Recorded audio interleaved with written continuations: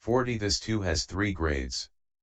Herein, for one who is strict, except at the time of eating sugar cane, it is not allowed while eating to throw rubbish away, and it is not allowed while eating to break up rice lumps, fish, meat and cakes.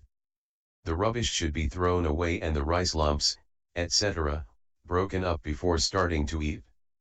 The medium one is allowed to break them up with one hand while eating, and he is called a hand ascetic. The mild one is called a bowl ascetic. Anything that can be put into his bowl he is allowed, while eating, to break up, that is, rice lumps, etc. with his hand, or such things as palm sugar, ginger, etc. with his teeth. The moment any one of these 3 agrees to a second vessel, his ascetic practice is broken. This is the breach in this instance. 41 The benefits are these. Craving for variety of tastes is eliminated, excessiveness of wishes is abandoned, he sees the purpose and the right amount in nutriment, he is not bothered with carrying saucers, etc., about, his life conforms to the principles of fewness of wishes and so on. 42. He baffles doubts that might arise with extra dishes, downcast eyes. The true devotedness imply 14. Of one uprooting gluttony. Wearing content as if 'twere part of his own nature, glad at heart. None but a bowl food eater may consume his food in such a way. This is the commentary on the undertaking, directions, grades, breach, and benefits, in the case of the bowl food eater's practice. 71. 43.7. The later food refuser's practice is undertaken with one of the following statements: I refuse additional food, or I undertake the later food refuser's practice. Now, when that later food refuser has shown that he is satisfied, he should not again have the food made allowable by having it put into his hands according to the rule for bhikkhus and eat it. These are the directions for it. 44 This too has 3 grades.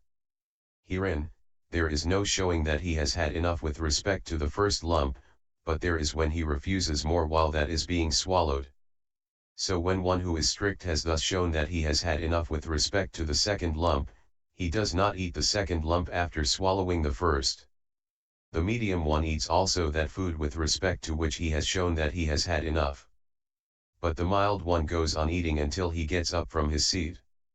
The moment any one of these 3 has eaten what has been made allowable again after he has shown that he has had enough, his ascetic practice is broken. This is the breach in this instance. 45 The benefits are these. One is far from committing an offense concerned with extra food, there is no overloading of the stomach, there is no keeping food back, there is no renewed search for food, he lives in conformity with the principles of fewness of wishes, and so on. 46. When a wise man refuses later food, he needs no extra search in weary mood, nor stores up food till later in the day, nor overloads his stomach in this way. So, would the adept from such faults abstain, let him assume this practice for his gain, praised by the Blessed One, which will augment the special qualities such as content. This is the commentary on the undertaking, directions, grades, breach, and benefits, in the case of the later food refuser's practice. 47.8. The forest dweller's practice is undertaken with one of the following statements: I refuse an abode in a village, or I undertake the forest dweller's practice. 48 Now, that forest dweller must leave an abode in a village in order to meet the dawn in the forest. Herein, a village abode is the village itself with its precincts. A village may consist of one cottage or several cottages, it may be enclosed by a wall or not, have human inhabitants or not, and it can also be a caravan that is inhabited for more than 4 months. 72 The village precincts cover the range of a stone thrown by a man of medium stature standing between the gateposts of a walled village, if there are 2 gateposts, as at Anuradhapura, cf. Ben 346. The Vinaya experts say that the stone's throw is characterized as up to the place where a thrown stone falls, as, for instance, when young men exercise their arms and throw stones in order to show off their strength. But the Sutanta experts say that it is up to where one thrown to scare crows normally falls. In the case of an unwalled village, The house precinct is where the water falls when a woman standing in the door of the outermost house of all throws water from a basin. Within a stone's throw of the kind already described from that point is the village. Within a second stone's throw is the village precinct. 49 Forest, according to the Vinyasa method firstly, is described thus, except the village and its precincts, all is forest, Ven 346. According to the Abhidhamma method it is described thus, having gone out beyond the boundary post, all that is forest, Vi 251, Payas I 176. But according to the Sutta method its characteristic is this, a forest abode is 500 bow lengths distant, Ven 183. That should be defined by measuring it with a strung instructor's bow from the gatepost of a walled village, or from the range of the first stone's throw from an unwalled one, up to the monastery wall. 50 But if the monastery is not walled, it is said in the Vinyasa commentaries, it should be measured by making the first dwelling of all the limit, or else the refectory or regular meeting place or bodhi tree or shrine, even if that is far from a dwelling belonging to the monastery. But in the Majjhima commentary it is said that, omitting the precincts of the monastery and the village, the distance to be measured is that between where the two stones fall. This is the measure here. 51 Even if the village is close by and the sounds of men are audible to people in the monastery, still if it is not possible to go straight to it because of rocks, rivers, etc., in between, the 500 bow lengths can be reckoned by that road even if one has to go by boat. But anyone who blocks the path to the village here and there for the purpose of lengthening it so as to be able to say that he is taking up the practice is cheating the ascetic practice. 52 If a forest-dwelling bhikkhu's preceptor or teacher is ill and does not get what he needs in the forest, 73 He should take him to a village abode and attend him there. But he should leave in time to meet the dawn in a place proper for the practice. If the affliction increases towards the time of dawn, he must attend him and not bother about the purity of his ascetic practice. These are the directions. 53 This too has 3 grades. Herein, one who is strict must always meet the dawn in the forest. The medium one is allowed to live in a village for the 4 months of the rains. And the mild one, for the winter months too. If in the period defined any one of these 3 goes from the forest and hears the Dhamma in a village abode, his ascetic practice is not broken if he meets the dawn there, nor is it broken if he meets it as he is on his way back after hearing the Dhamma. But if, when the preacher has got up, he thinks we shall go after lying down a while and he meets the dawn while asleep, or if of his own choice he meets the dawn while in a village abode, then his ascetic practice is broken. This is the breach in this instance. 54 The benefits are these. A forest-dwelling bhikkhu who has given attention to the perception of forest, cmn 121, can obtain hitherto unobtained concentration, or preserve that already obtained. And the master is pleased with him, according as it is said, so, Najita, I am pleased with that bhikkhu's dwelling in the forest, A3 343. And when he lives in a remote abode his mind is not distracted by unsuitable visible objects, and so on. He is free from anxiety, he abandons attachment to life, he enjoys the taste of the bliss of seclusion, and the state of the refuse rag wearer, etc., becomes him. 55. He lives secluded and apart, remote abodes delight his heart, the Saviour of the world, besides, he gladdens that in groves abides. The hermit that in woods can dwell alone, may gain the bliss as well. Whose savour is beyond the price of royal bliss in paradise. Wearing the robe of rags he may go forth into the forest fray. Such is his mail, for weapons too. The other practices will do. One so equipped can be assured of rooting Mara and his horde. So let the forest glades delight a wise man for his dwelling's site. This is the commentary on the undertaking, directions, grades, breach, and benefits, in the case of the forest dweller's practice. 74. 56-9. The tree root dweller's practice is undertaken with one of the following statements: I refuse a roof, or I undertake the tree root dweller's practice. The tree root dweller should avoid such trees as a tree near a frontier, a shrine tree, a gum tree, a fruit tree, a bat's tree, a hollow tree, or a tree standing in the middle of a monastery. He can choose a tree standing on the outskirts of a monastery. These are the directions. 57. This has 3 grades too. Herein, one who is strict is not allowed to have a tree that he has chosen tidied up. He can move the fallen leaves with his foot while dwelling there. The medium one is allowed to get it tidied up by those who happen to come along. The mild one can take up residence there after summoning monastery attendants and novices and getting them to clear it up, level it, strew sand and make a fence round with a gate fixed in it. On a special day, a tree root dweller should sit in some concealed place elsewhere rather than there. The moment any one of these 3 makes his abode under a roof, his ascetic practice is broken. The reciters of the Ayogattara say that it is broken as soon as he knowingly meets the dawn under a roof. This is the breach in this instance. 58. The benefits are these. He practices in conformity with the dependence, because of the words the going forth by depending on the root of a tree as an abode, Ven I 58, 96, it is a requisite recommended by the Blessed One thus valueless, easy to get, and blameless, A 226, perception of impermanence is aroused through seeing the continual alteration of young leaves, avarice about abodes and love of building work are absent, he dwells in the company of deities, he lives in conformity with the principles of fewness of wishes, and so on. 59. The Blessed One praised roots of trees as one of the dependencies, Ven I 58, can he that loves secludedness find such another dwelling place? Secluded at the roots of trees, and guarded well by deities. He lives in true devotedness, nor covets any dwelling place. 75. And when the tender leaves are seen, bright red at first, then turning green, and then to yellow as they fall, he sheds belief once and for all in permanence. Tree roots have been bequeathed by him, secluded seen. No wise man will disdain at all for contemplating rise and fall. This is the commentary on the undertaking, directions, grades, breach, and benefits, in the case of the tree root dweller's practice. 60x.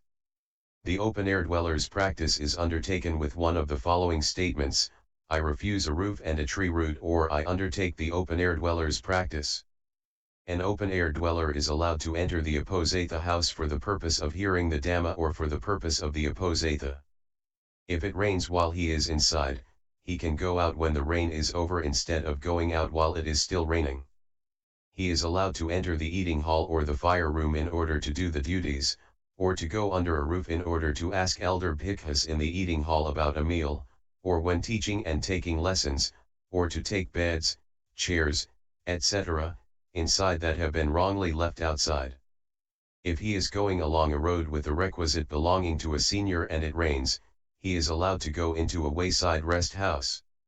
If he has nothing with him, he is not allowed to hurry in order to get to a rest house. But he can go at his normal pace and enter it and stay there as long as it rains. These are the directions for it. And the same rule applies to the tree root dweller too. 61. This has 3 grades too. Herein, one who is strict is not allowed to live near a tree or a rock or a house. He should make a rope tent right out in the open and live in that. The medium one is allowed to live near a tree or a rock or a house so long as he is not covered by them.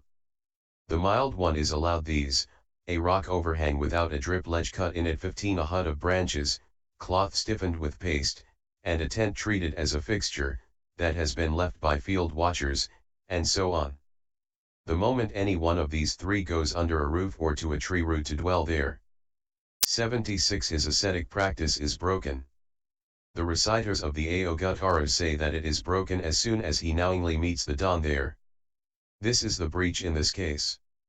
62. The benefits are these: the impediment of dwellings is severed, stiffness and torpor are expelled, his conduct deserves the praise like deer, the bhikkhus live unattached and homeless, SI 199, he is detached, he is free to go in any direction, he lives in conformity with the principles of fewness of wishes, and so on. 63. The open air provides a life that aids the homeless bhikkhu's strive, easy to get, and leaves his mind alert as a deer, so he shall find stiffness and torpor brought to halt. Under the star-bejeweled vault, the moon and sun furnish his light, and concentration his delight. The joy seclusion savor gives, he shall discover soon who lives in open air, and that is why the wise prefer the open sky. This is the commentary on the undertaking, directions, grades, breach, and benefits, in the case of the open-air dweller's practice. 64:11. The charnel ground dweller's practice is undertaken with one of the following statements: I refuse what is not a charnel ground, or I undertake the charnel ground dweller's practice. Now, the charnel ground dweller should not live in some place just because the people who built the village have called it the charnel ground, for it is not a charnel ground unless a dead body has been burnt on it.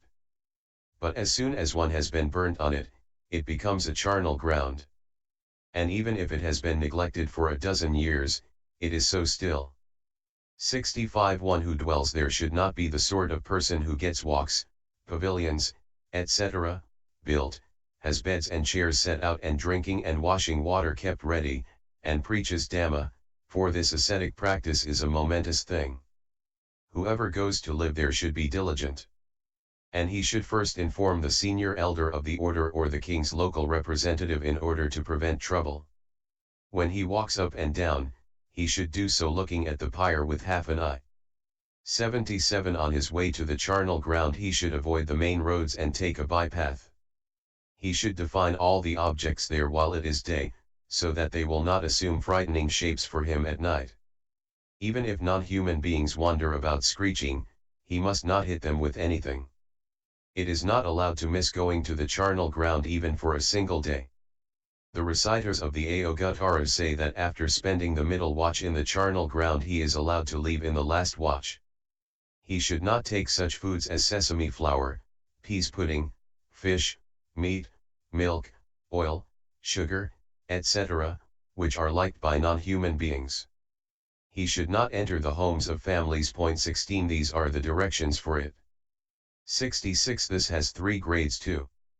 Herein, one who is strict should live where there are always burnings and corpses and mourning.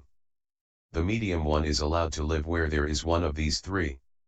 The mild one is allowed to live in a place that possesses the bare characteristics of a charnel ground already stated. When any one of these 3 makes his abode in some place not a charnel ground, his ascetic practice is broken. It is on the day on which he does not go to the charnel ground, the Ayogattara reciters say. This is the breach in this case. 67. The benefits are these. He acquires mindfulness of death, he lives diligently, the sign of foulness is available, CCH 6, greed for sense desires is removed, he constantly sees the body's true nature, he has a great sense of urgency, he abandons vanity of health, etc., he vanquishes fear and dread, Mn 4, non-human beings respect and honor him, he lives in conformity with the principles of fewness of wishes, and so on. 68.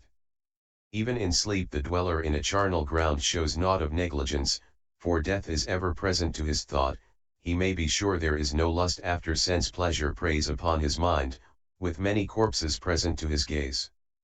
Rightly he strives because he gains a sense of urgency, while in his search for final peace he curbs all vanity. Let him that feels a leaning to nibbana in his heart embrace this practice, for it has rare virtues to impart.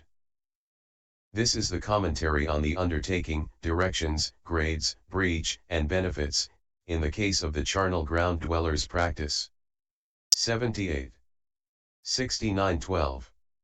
The any bet user's practice is undertaken with one of the following statements: I refuse greed for resting places, or I undertake the any bet user's practice.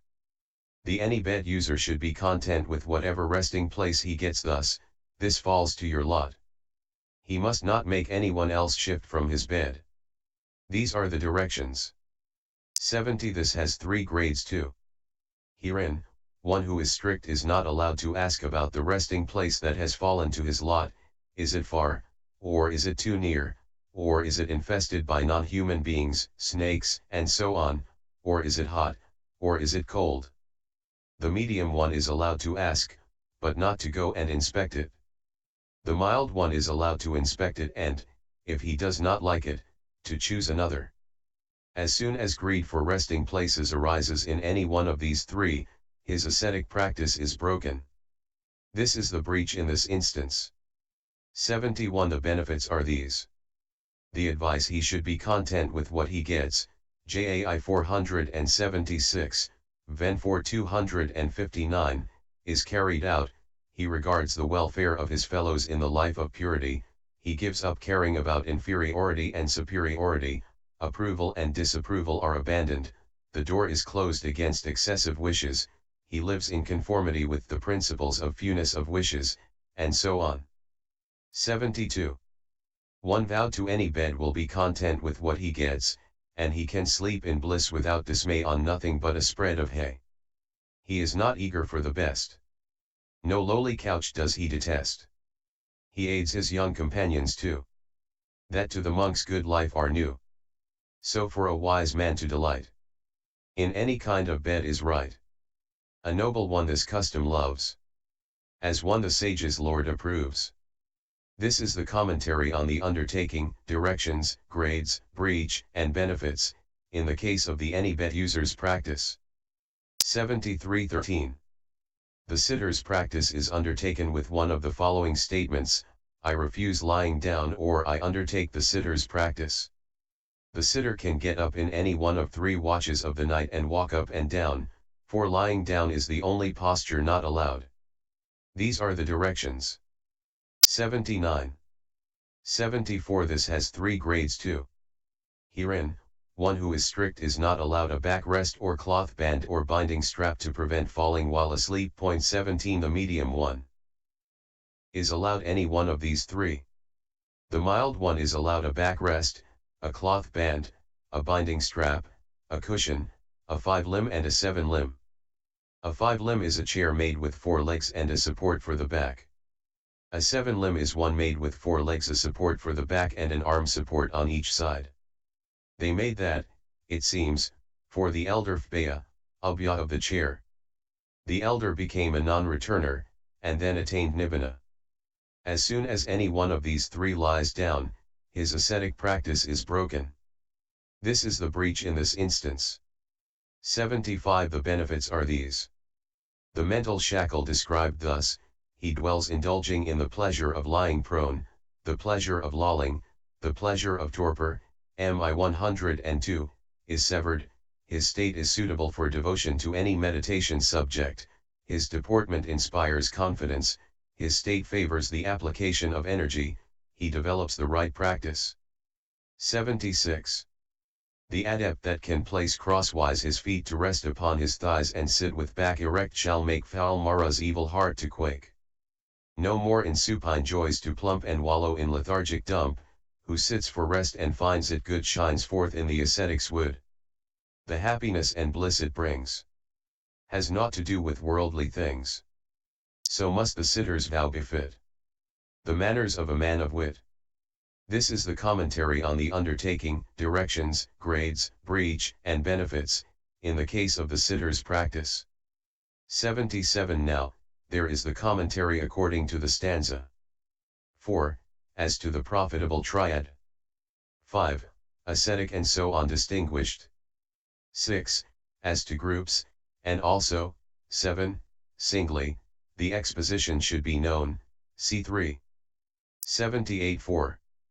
Herein, as to the profitable triad, DHS, p.1, all the ascetic practices, that is to say, those of trainers, ordinary men, and men whose cankers have been destroyed, may be either profitable or in the arahant's case indeterminate. 80. No ascetic practice is unprofitable. But if someone should say, there is also an unprofitable ascetic practice because of the words one of evil wishes, a prey to wishes, becomes a forest dweller, A3 219, etc., he should be told, we have not said that he does not live in the forest with unprofitable consciousness. Whoever has his dwelling in the forest is a forest dweller, and he may be one of evil wishes or of few wishes. But, as it was said above, 11, they are the practices, ayaga, of a bhikkhu who is ascetic, dhuta, because he has shaken off, dhuta, defilement by undertaking one or other of them. Or the knowledge that has got the name ascetic, dhuta, because it shakes off, dhunana, defilement is a practice, ayaga, belonging to these, thus they are ascetic practices, dhutoga. Or alternatively, they are ascetic, dhuta, because they shake off, nidhunana, opposition, and they are practices, ayaga, because they are away, pipati. Now, no one called ascetic on account of what is unprofitable could have these as his practices, nor does what is unprofitable shake off anything so that those things to which it belonged as a practice could be called ascetic practices. And what is unprofitable does not both shake off cupidity for robes, etc., and become the practice of the way. Consequently it was rightly said that no ascetic practice is unprofitable. 79 And those who hold that an ascetic practice is outside the profitable triad 18 have no ascetic practice as regards meaning. Owing to the shaking off of what is non-existent, could it be called an ascetic practice? Also there are the words preceded to undertake the ascetic qualities, Ven 3:15, and it follows 19 that those words are contradicted. So that should not be accepted. This, in the first place, is the commentary on the profitable triad. 85. As to ascetic and so on distinguished, the following things should be understood, that is to say, ascetic, a preacher of asceticism, ascetic states, ascetic practices, and for whom the cultivation of ascetic practices is suitable. 81 Herein, ascetic means either a person whose defilements are shaken off, or a state that entails shaking off defilements. A preacher of asceticism, one is ascetic but not a preacher of asceticism, another is not ascetic but a preacher of asceticism, another is neither ascetic nor a preacher of asceticism, and another is both ascetic and a preacher of asceticism.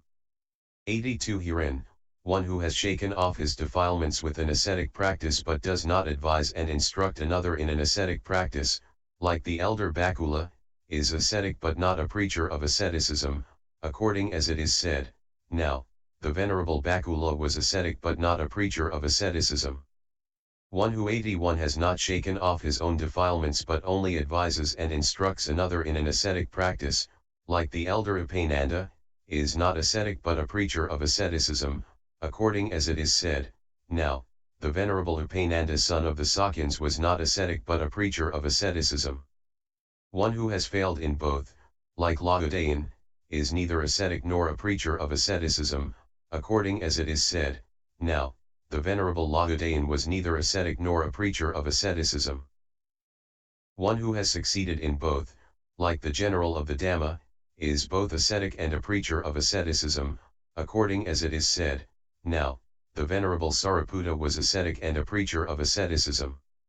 83 Ascetic states, the 5 states that go with the volition of an ascetic practice, that is to say, fewness of wishes, contentment, effacement, seclusion, and that specific quality 20 are called ascetic states because of the words depending on fewness of wishes, A3 219, and so on. 84 Herein, fewness of wishes and contentment are non-greed. Effacement and seclusion belong to the 2 states, non-greed and non-delusion. That specific quality is knowledge. Herein, by means of non-greed a man shakes off greed for things that are forbidden. By means of non-delusion he shakes off the delusion that hides the dangers in those same things. And by means of non-greed he shakes off indulgence in pleasure due to sense desires that occurs under the heading of using what is allowed. And by means of non-delusion he shakes off indulgence in self-mortification that occurs under the heading of excessive effacement in the ascetic practices.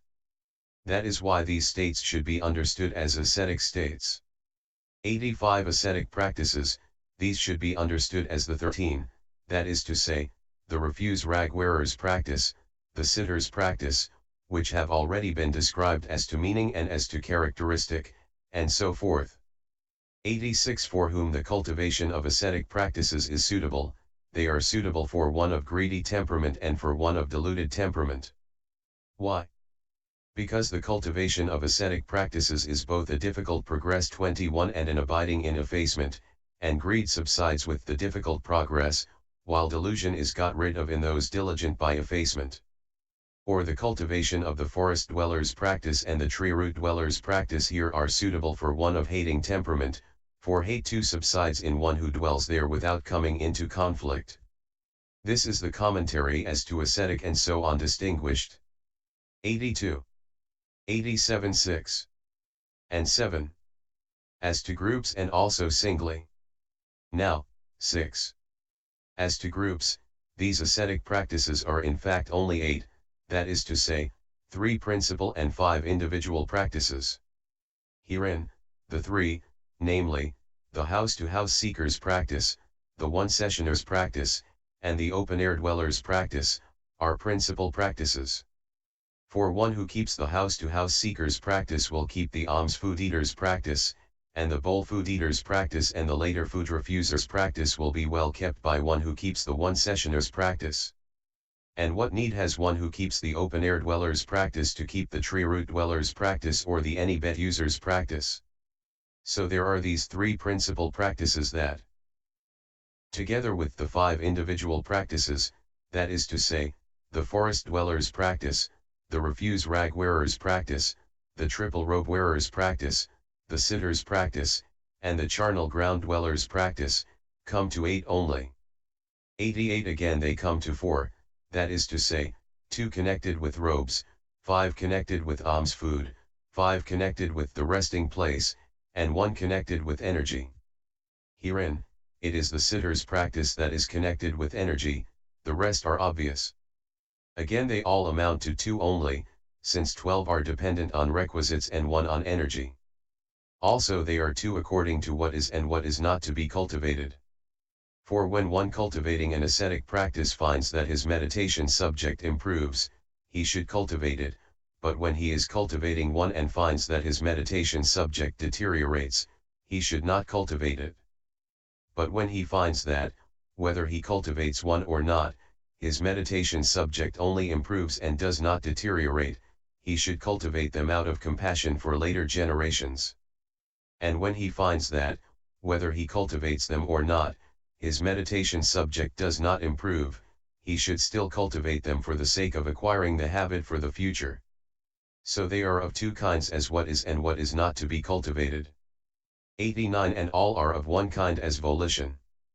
For there is only one ascetic practice, namely, that consisting in the volition of undertaking. Also it is said in the commentary, it is the volition that is the ascetic practice, they say. 97. Singly, with 13 for bhikkhus, 8 for bhikkhunis, 12 for novices, 7 for female probationers and female novices, and 2 for male and female lay followers, there are thus 42. 91 If there is a charnel ground in the open that complies with the forest dweller's practice, one bhikkhu is able to put all the ascetic practices into effect simultaneously. But the 2, namely, the forest dweller's practice and the later food refuser's practice, are forbidden to bhikkhunis by training precept. 83 And it is hard for them to observe the 3, namely, the open-air dweller's practice, the tree root dweller's practice, and the charnel ground dweller's practice, because a bhikkhuni is not allowed to live without a companion, and it is hard to find a female companion with like desire for such a place, and even if available, she would not escape having to live in company. This being so, the purpose of cultivating the ascetic practice would scarcely be served. It is because they are reduced by 5 owing to this inability to make use of certain of them that they are to be understood as 8 only for bhikkhunis. 92 Except for the triple robe wearer's practice all the other 12 as stated should be understood to be for novices, and all the other 7 for female probationers and female novices. The 2, namely, the one-sessioner's practice and the bowl food eater's practice, are proper for male and female lay followers to employ. In this way there are 2 ascetic practices. This is the commentary as to groups and also singly. 93. And this is the end of the treatise on the ascetic practices to be undertaken for the purpose of perfecting those special qualities of fewness of wishes, contentment, etc., by means of which there comes about the cleansing of virtue as described in the Path of Purification, which is shown under the three headings of virtue, concentration, and understanding, contained in the stanza, when a wise man, established well in virtue, I.1. The second chapter, called the description of the ascetic practices in the Path of Purification, composed for the purpose of gladdening good people.